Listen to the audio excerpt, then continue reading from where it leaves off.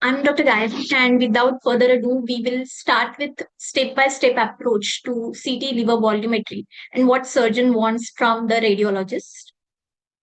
My outline of the talk will be predominantly liver segments based on CT, how we can identify the liver segments, then how we do liver volumetry, how we annotate the liver, then few anatomical variations, and how to apply this knowledge in real cases.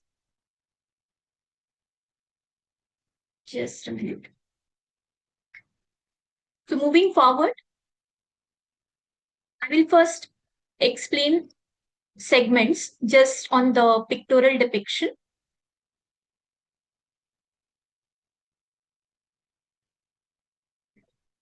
So liver is segmented in 8 lobes, and this is liver is the functional. Each lobe is functional unit of liver. So Conrad has segmented it into 8 particular segments, and then this is done by mainly left hepatic vein, middle hepatic vein, and right hepatic vein. If we just come from the left lobe, then here is the left lateral section, and this is left medial section. In between is the IVC, and to the right of IVC, this is the right medial lobe, and this is right lateral lobe.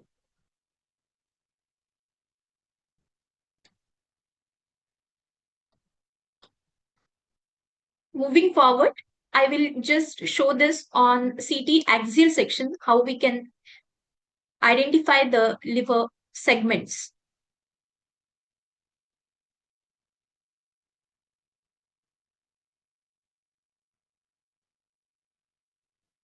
On the CT axial section, what we can see here is the left hepatic vein. This is the middle hepatic vein, and this is the right hepatic vein. If we draw imaginary line on this hepatic veins like this is the middle hepatic vein, and this is right hepatic vein. Then the segment which is seen on this particular section is segment 2. When we are going down and we see portal vein, then this is segment 3. In bit again, I'm coming in superiorly, and this is the left hepatic vein, and this is the middle hepatic vein. In between the segment left hepatic vein and middle hepatic vein, this is segment 4A. And going down, once we start seeing the portal vein, it is segment 4B. So same way, in between the middle hepatic vein and right hepatic vein, it is segment 8, and inferiorly, it is segment 5. There is another landmark to identify the segment 5 is gallbladder fossa or gallbladder. And same way, adjacent to the segment 5 is segment 6 inferiorly, and going superiorly is segment 7 all the way.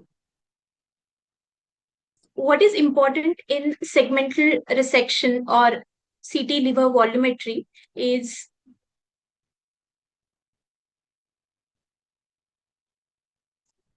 identifying the hepatic veins properly, and the most important hepatic vein is middle hepatic vein. So starting from the IVC, this is the ostium of the middle hepatic vein. You can see clearly. This is segment 8. As I said, this is superiorly. Then moving down, it is the middle hepatic vein, and in the mid plane, there is a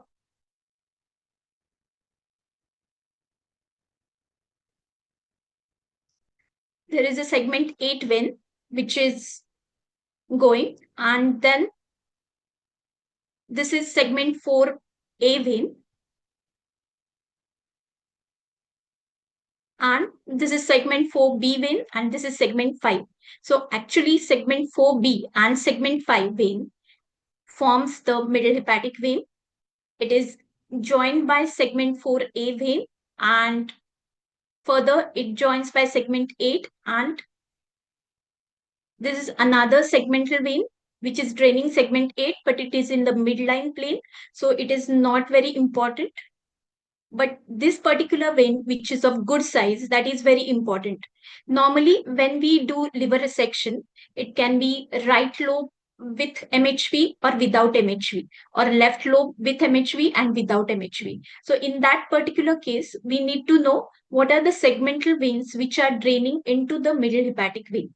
So if it is in a case of recipient will not have MHV, donor will have MHV. So left lobe with MHV will be there with the donor.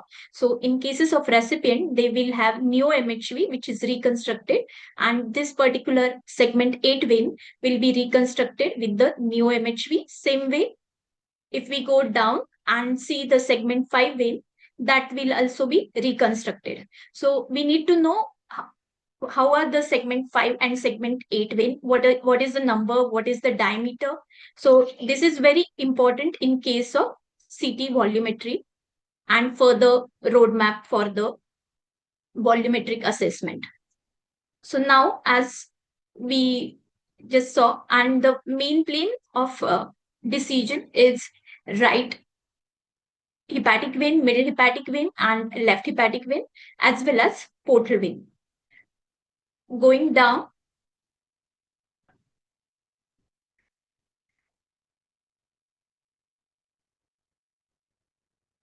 what are the other things which we can identify the segments is, this is right kidney, which is adjoining the segment 6.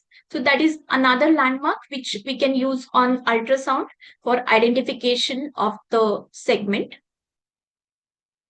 So up to inferiorly, this is the segment 6, which is draining this segmental area. Now we will go forward with the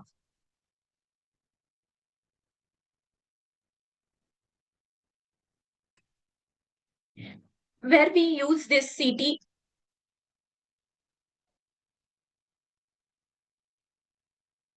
imaging techniques for CT volumetry. What is the technique we use is the multi-detector CT angiography with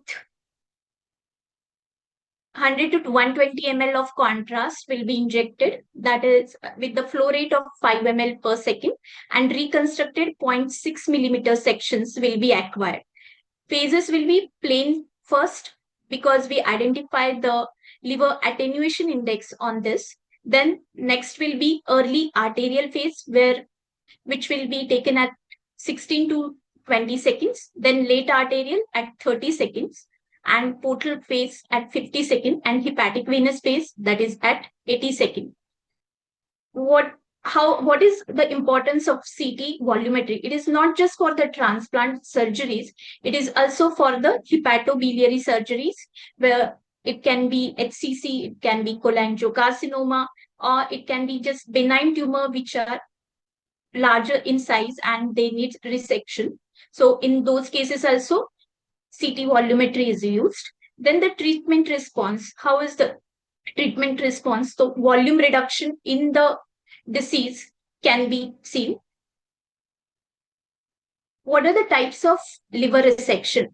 So it is left hepatectomy, which is commonly used. Then with or without segment 1, that is the caudate lobe. Then extended right or right trisectionectomy, that is addition to the right, there can be additional segment can be taken, that is the segment 4, A and B. Then left hepatectomy, that is left lobe, entire left lobe. Then extended left lobe with segment 5 and 8. Then there can be only sectionectomy, as we saw right posterior section, that is segment 5 and the right posterior is segment 6 and 7, right anterior is segment 5 and 8, and left medial sectionectomy is segment 4, that is 4A and 4B, and left lateral sectionectomy is segment 2 and 3. But in cases of transplant, how these are slightly different from the routine resection is left lateral segmentectomy or hepatectomy is done for children because they need a small graft volume. Left lobectomy, that is segment 2, 3, 4 segments with harvested MHV will be taken. But nowadays, normally they do right hepatectomy with without MHV. That will be the routine practice, and there will be neo MHV or harvested MHV in that case. Then right posterior sectionectomy graft, that is only segment 5, segment 7 and 6 will be taken, but it is very rarely used. And then left extended graft, that is left lobe with left right anterior section will be taken from the, so that is also rarely done. So if we are doing CT volumetry, prior to that, we need to know what is the status of the liver, background liver. That is the liver attenuation index.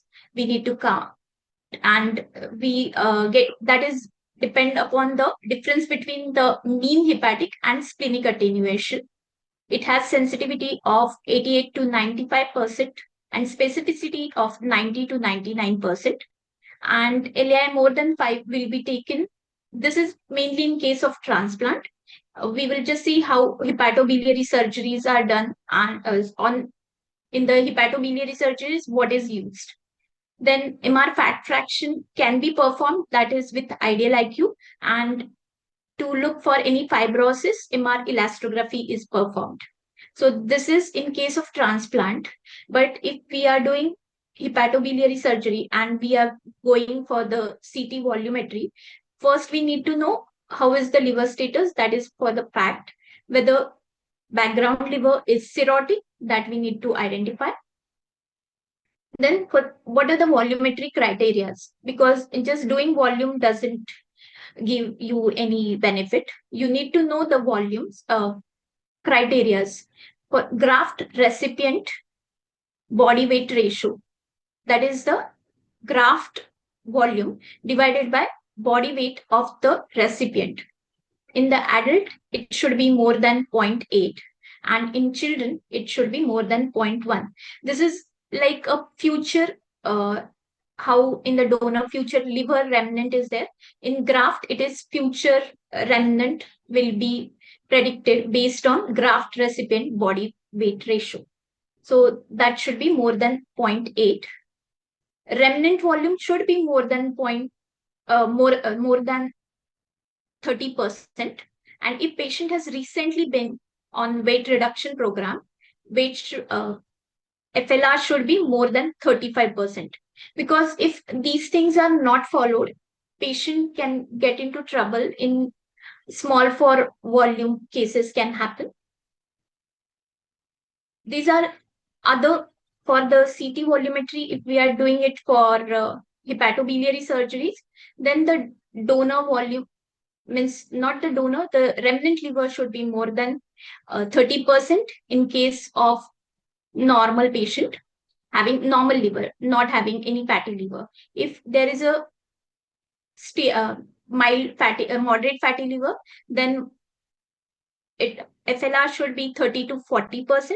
And in cases of cirrhosis or chronic liver disease, it should be more than 40%. Now we will see how we can do the volumetric assessment by the manual way. So what we take here is the hepatic venous phase of CT axial section, then contour the liver from its outer margin, exclude IVC, exclude portal vein and this fissural fat as well as gallbladder. That will not be taken into account in these markings. And there are automatic method, there are semi-automatic and manual method. So manual method, these are vendor specific. We use a GE machine, a GE console, and on that it will be, once we manually contour the liver, it will give us the summation of the volume, and these type of images will be provided. by the software. This is a manual method. We contour the entire liver, exclude the portal vein and IVC as well as gallbladder. So once we get these, then our role comes whether we need a middle hepatic with including middle hepatic vein or excluding middle hepatic vein, that we need to understand what is our requirement. So this is, I will just explain how we do it. This is a total, in this particular case, total liver volume is 1440 centimeter square or cc. And so we have deducted around 13% from this total volume, as these are, that 13% is of these hepatic venous, and the remaining portal venous blood volume is deducted from that, and this will give the actual predicted volume for the graft. So this is the total liver volume minus 13% and 1272. Then the right lobe without MHV. So this is the cut margin, and this is taken from the GB fossa. First we mark the GB fossa and then go along the middle hepatic vein, and that gives you the right lobe without MHV. Here in case of this it is 865, and as I said, graft GRWR is taken into account in respect to recipient's weight. So this is the 865 divided by recipient's weight into 10 is the factor which is they have taken. So 865 divided by 750, that is the GRWR expected, that is 1.15. So same way, what will be the remnant liver volume? The remaining volume with the donor, that is this particular part, and that is 407, and future liver remnant will be remaining liver volume or the remnant volume divided by total liver volume. So that came up to 13.1%. So this way we calculate the FLR as well as GRWR and total liver volume. So this was a case of transplant. So we included we excluded portal vein, IVC. But in case if you are doing for the other hepatic surgeries, you don't have to exclude the portal vein and IVC. What you are going to do, you can just take according to that and just deduct 13 to 15% of the volume. If we are doing automatic method, we have to just include these sections or the venous space into the software, and that will give you exact how is the total volume, and it will also give you if you feed that right lobe with MHV or without MHV, it will give you the volume directly. So these are AI generated methods. These are slightly, the softwares are costly, so we go with the manual method. Then comes the how we translate the planes. So if it is a right posterior segment graft, so graft will be this particular area, and this is the right hepatic vein. As I said, how the hepatic veins are formed, that is very important. You can see here these segmental veins, like segment 7 vein. These are the segment 7 veins, and then this is segment 6 vein, and part of that is segment 5 vein. That forms the right hepatic vein. And this particular area is the posterior segmental graft, and this will stay with the donor. And if it is a HVB surgery and you are going to do this posterior sectionectomy, you will remove this particular area, and for because of the tumor or some other reason, then this will be the future liver remnant. Now this is a right lobe without MHV graft. So this is a line of demarcation. This is the gallbladder fossa line, and we go above up to the confluence of this is segment 5 and this is segment 4. This is most important because if you can't identify the segmental veins, you can't resect the margins. So here is the segment 4 vein. This is segment 5 and another segment 5 vein, and the gallbladder fossa is the important because if in cases of borderline FLR, you need a correct margin because even we resect on the radiology, this can be slight 10% plus minus. So you need to identify particular exact plane for that. Moving forward with the left lateral section, same liver. Now this graft is for the child and we just want the left lateral section. So the plane of resection will be in the fissure for ligamentum teres, and the area which is remaining on the left side, that is the segment 2 and segment 3. So how this left hepatic vein is formed? This is the segment 2.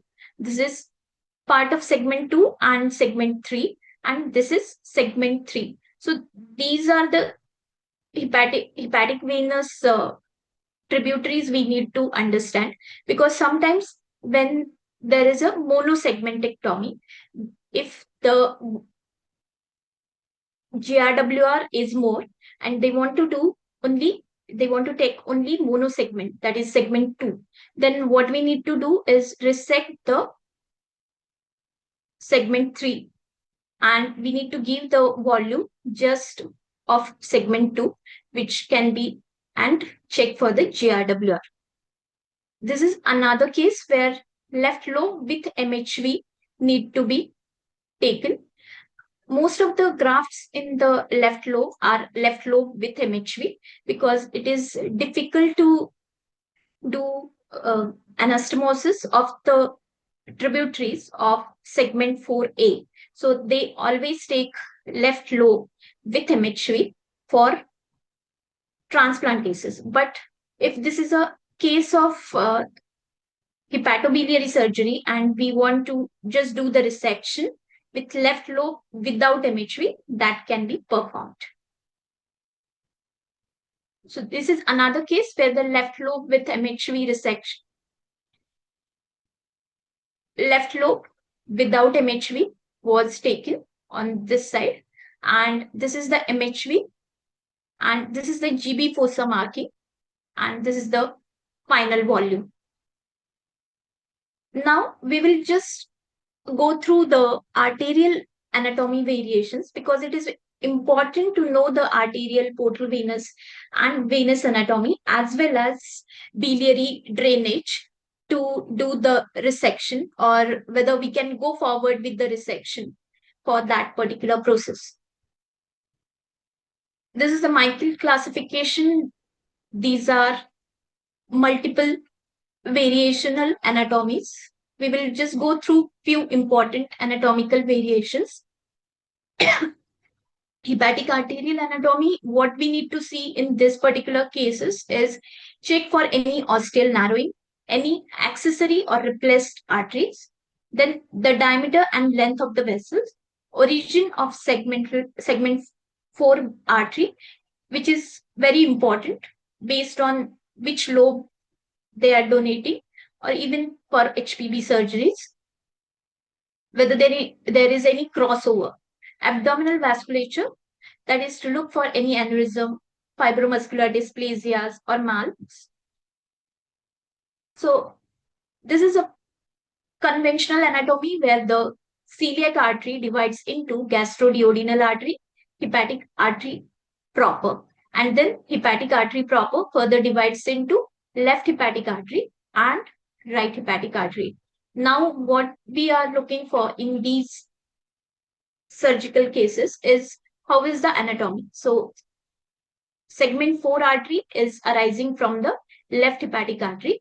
what we see is the length of left hepatic artery, because at least 5 to 6 millimeter of length they need to do the anastomosis. And how is the diameter of the vessel? So that is also important. More than 1.5 millimeter diameter will be good. Otherwise, there can be chances of thrombosis. So they can go for some other donor, or if it is a difficult anatomy, or then they can have different type of resections. So this is right hepatic artery, where this is the anterior branch and this is the posterior branch. Branching pattern is important. This is mainly in case of donor setting, donor and transplant setting, because here is the extrahepatic branching, and this is the intraparenchymal branching. Intraparenchymal branching, they can't divide those vessels, so they need some extra hepatic length for dividing the vessel and doing grafting. This is another case, another variation where segment 4 artery arises from the right hepatic artery. Then the replaced left hepatic artery, and segment 4 artery is arising from the left hepatic artery. So replaced left is from the left gastric, and then common hepatic giving gastroduodenal artery and the right hepatic artery. And these are the anterior and posterior branches. Here is a case where there is a replaced left hepatic artery from the left gastric artery. And what we need to understand is this segment 4 artery origin, that is from here. So if this patient is undergoing transplant for right lobe of liver, it is difficult for getting extra hepatic length for the right lobe.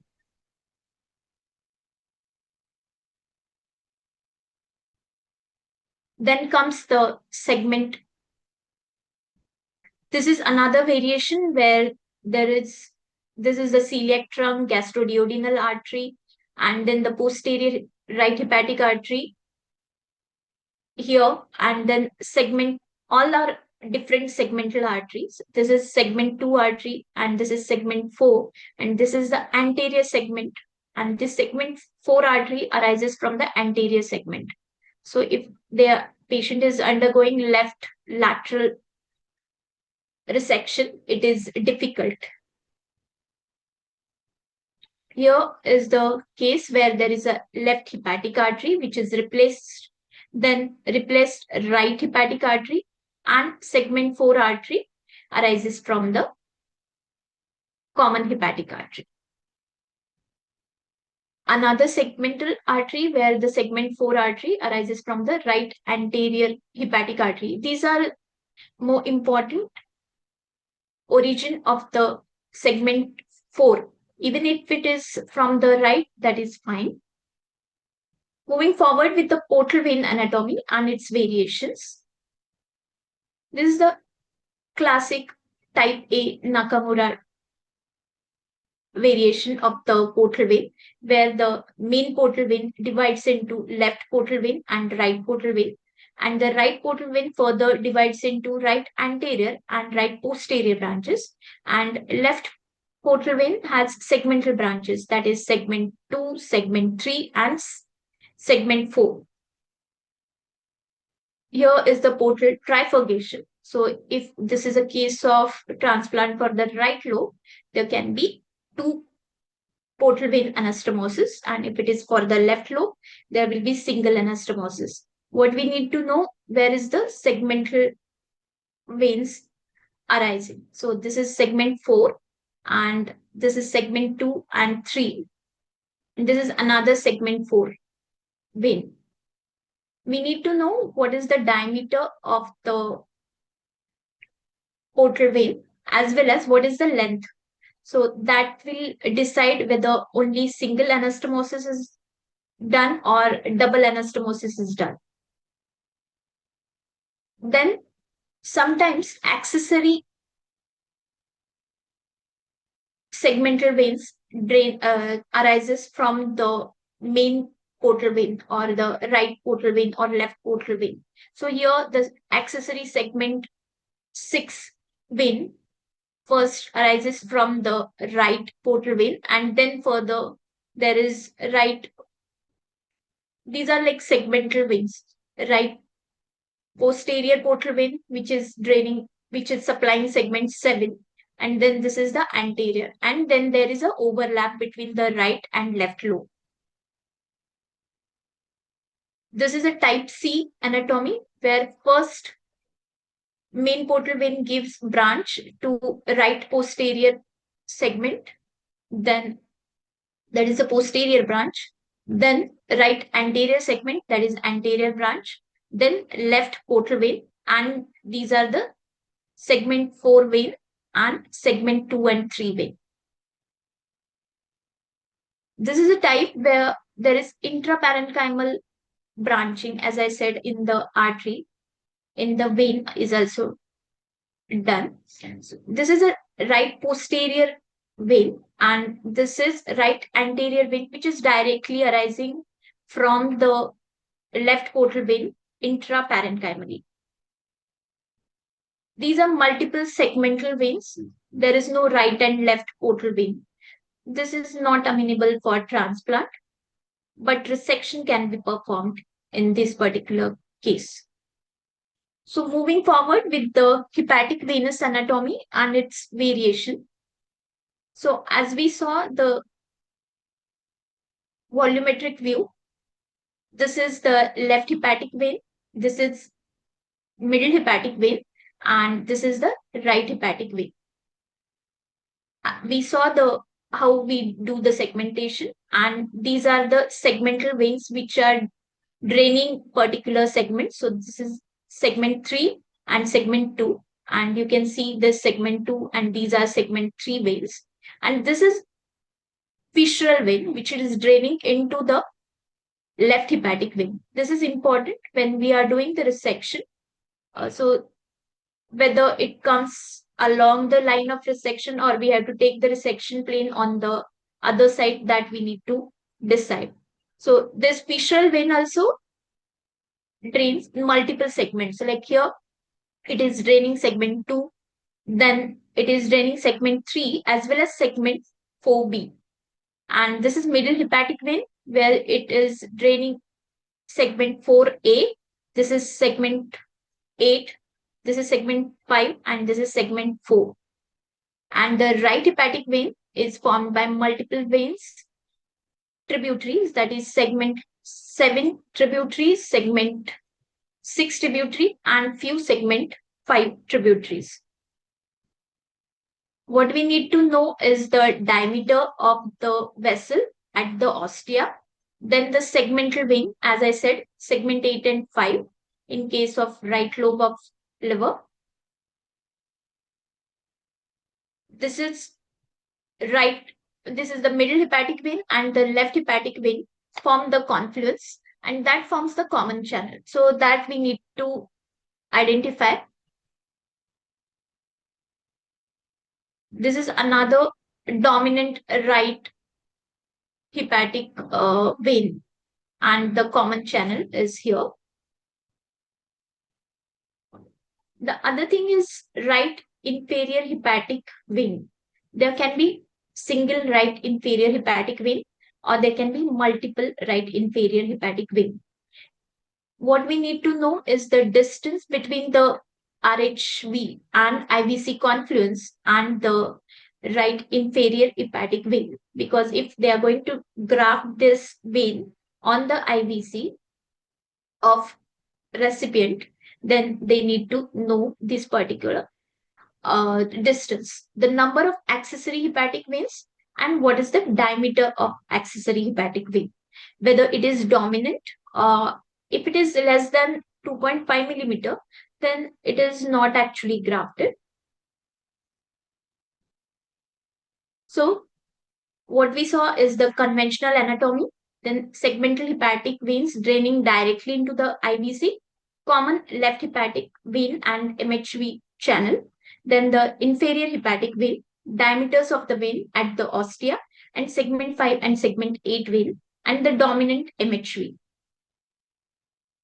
And this way, we just give the portal vein, hepatic vein, and artery uh, images. Moving forward with the biliary anatomy, as it is important for planning the resection. So Huang has classified it into the right and left, that is type A and type B classification based on the segmental, that is the right posterior sectoral duct draining into, whether it is draining into the right or whether it is draining into the left. So if we just see here, this right posterior sectoral duct drains into the right anterior sectoral duct, and so this is type A. Same way, if there is a separate right posterior and right anterior, then type B. 3, right posterior will drain into the left hepatic duct. 4, right posterior will drain into the common hepatic duct. And 5 is right posterior will drain into the cystic duct. Same way for left lobe. This classification depends on the segment 4 duct. So whether segment 4 duct is joining the left hepatic duct. If it is joining the right hepatic duct, this is most important because there is a crossover. When the resection plane, this will drain into the right hepatic duct. Then segment 4B, this segment 4 duct drains directly into the CHD. And these are other segmental ducts. And these are the variations. We will just see few of the variations where this is the routine right anterior sectoral duct and the right posterior sectoral duct joins together to form the right hepatic duct. And on the left left hepatic duct, segment 4 duct drains into the left hepatic duct. Then here, this is the right posterior duct which drains into the left hepatic duct. And this is right anterior duct. And this is segment 4 duct, which is in the left hepatic duct. So this is A3B1. So we identify these segmental ducts. This is this routine trifurcation, right posterior, anterior, and left duct. This is accessory right hepatic duct draining into the cystic duct. And this is the RHD, which is formed by right anterior as well as right posterior duct. So these are the variations. If we are doing cholecystectomy, this particular variation we need to know. So cystic duct stump length, according to that we can decide, and biliary leak can be prevented. Here is segment 2 and 3 duct, which joins together here, and this is the normal A1 anatomy. Then another cystohepatic duct. These are very important variations. Now, as we saw about the arterial anatomy as well as portal venous and venous anatomy and how to do the resection, but actually in real practice, how we do this, how to use this in the real practice.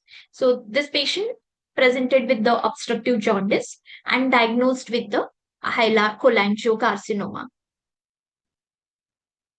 So you can see here that this is the ill-defined heterogeneously delayed enhancing lesion in the hilum, which is causing dilatation of right as well as left duct. And on MRCP images, there is no communication of the duct. It is non-communicating. So this is a case of 55-year-old male with hilar cholangiocarcinoma, and there was no vascular invasion on the left side. but there was involvement of the segment 4 duct. So this is a type 4 block was there. So plan was to do the PTBD with in the right anterior sectoral as well as right posterior and left hepatic duct, because these were non-communicating, and then for the liver section with left lateral lobe and CT volumetry and assessment with FLR. But when we did the CT volumetry assessment, the total liver volume was 1340. Then the remnant volume, because it was involving segment 4 duct, segment 4A and B was not taken into account, and only segment 2 and 3 we were going to resect. So here is the only left lateral segment, and future liver remnant for this particular case without any fatty liver or fibrosis or cirrhosis, it was 24%, but the required FLR was 30%.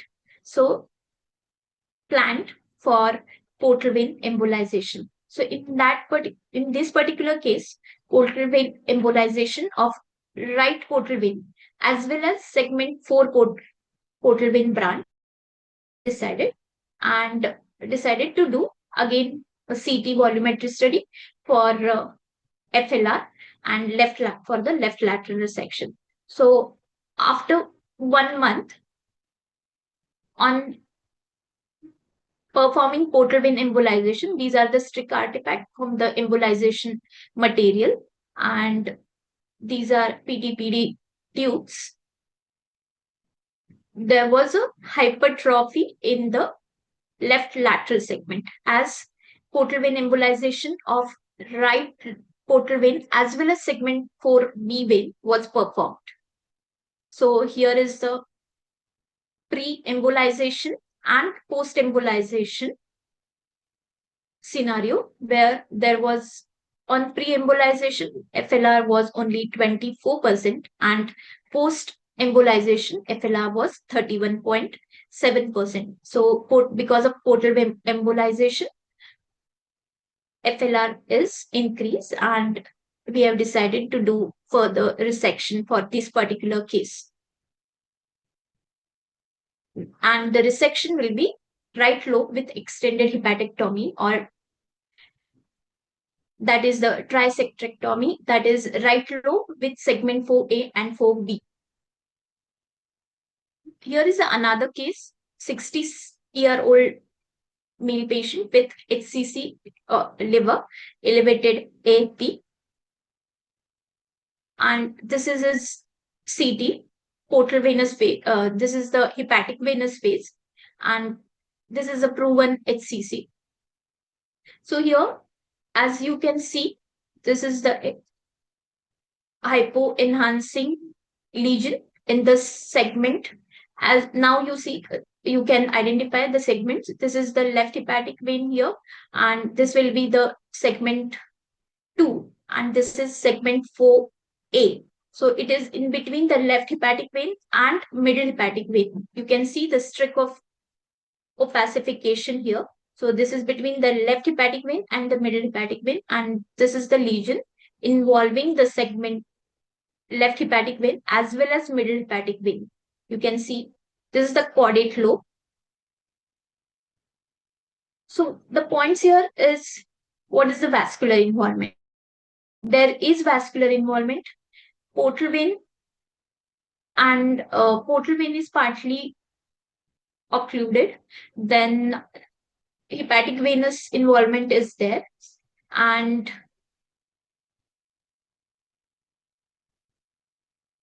this is not a case of cholangiocarcinoma. This is a HCC. So ductal involvement is not, we are not considering in this particular case. So can we do liver transplant in this particular case? This is, our case is single tumor size of more than 11 millimeter, and invasion of middle hepatic vein as well as LHV. So these are the criterias which we see on, that is the we follow, that is Milan criteria, most commonly eligible criteria for the liver transplant among the patients with HCC. So our case is more than 11, single lesion with less than 5. So this is not under Milan, and no evidence of extrahepatic metastasis or vascular invasion. We have invasion of the middle hepatic vein as well as LHV.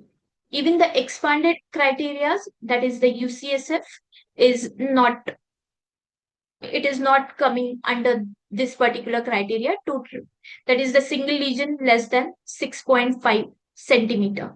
So we plan for the resection.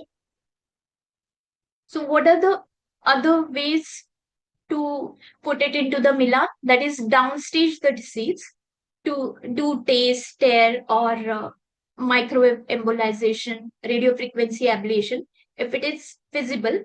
In this particular case, it was not. Then the liver, living donor liver transplant, but this was not for that, as well as DDLT. So tumor volume, the total liver volume was taken. That was 2403. Then the remnant volume, that is the right lobe without MHV, that is 987. And the tumor volume was 450 cc. So future liver remnant was 41%. As there was a background HCC, background chronic liver parenchymal early disease, this particular FLR was enough for this particular case. But now, this is another case of HCC where the entire liver was 3572 cc and the left lobe with MHV was only 856 cc. So the future liver remnant of this particular case is only 23%. So this is inadequate for this particular case. So we can apply this into our routine cases. This is a borrowed case where there was a HCC in the segment 8 and part of segment 7 with invasion of the right hepatic vein. So what they have decided is simultaneous portal vein embolization and TACE for segment 7/8 lesion.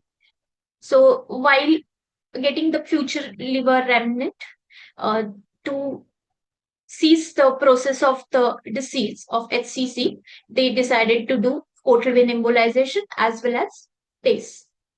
And we can see after portal vein embolization, this lesion is decreased in size, and because of the portal vein embolization, right lobe is slightly decreased in size and the left lobe is hypertrophied. But they are not done with segment 4 vein embolization. So the entire left lobe with segment 4A and 4B, there is a hypertrophy. This is another scenario where you can actually use the volumetric assessment. So this is a case of chronic liver disease prior to transplant. We can predict the splenic steel prior to the transplant. So this was the liver volume of chronic liver disease with gross ascites 799, and this is the splenic volume which was grossly enlarged in size, that was 2784. So as well as there are few other things where the hepatic artery diameter and the splenic artery diameter, the difference and the dilatation of the splenic artery. In this particular case, there were few aneurysms in the splenic artery. So these are few predictors of splenic steel syndrome after the transplant. So splenic volume more than 830 to 850. In our case, it was huge, 2784. Then spleen to liver volume ratio, that when I calculated, it was 3.5, that is more than 0.5. Then the liver volume. This we do that after the transplant if there is a suspicion of splenic steel syndrome. Then liver volume estimation is also done. Then other criteria are splenic artery diameter more than 4 millimeter, in this case particularly 8.1 millimeter. Arterial diameter ratio, that is the splenic artery to hepatic artery diameter ratio of more than 1.5, which is a key indicator of potential steel. Then the artery diameter difference, that should be more, at least more than 6 millimeter. And portal Doppler plays important role in the post transplant setting. So these are few predictors for we can decide whether after the transplant surgery we can go for the portal vein splenic artery embolization in these particular cases to decrease the flow and increase the flow to the liver, so to prevent the splenic steel. So with this, what we need to check for the CT volumetry is how is the background liver, even in the case of donor setting or HPV surgeries. So whether it is fatty, whether it is fibrotic or cirrhotic. Then if it is a case of any tumor, PET-CT for extrahepatic disease, because with extrahepatic disease, we will not go forward with the CT volumetry. Then the vascular invasion, that is a deciding factor for plane of resection. So for all this, you need to know the arterial as well as means vascular anatomy as well as bile duct anatomy very clearly. And my take home message will be clear understanding of biliary anatomy, vasculature, and segmental anatomy is required to get a good surgical roadmap and validate the CT volumetry. And on preoperative imaging, it helps in reducing intraoperative surprises and morbidity in the recipient as well as any HPV surgery patient. These are my acknowledgements and thank you for patient listening. Thank you, Gayatri, for that amazing talk. It was really informative and you took it at a good pace so everyone could follow you what you were saying. There are a couple of questions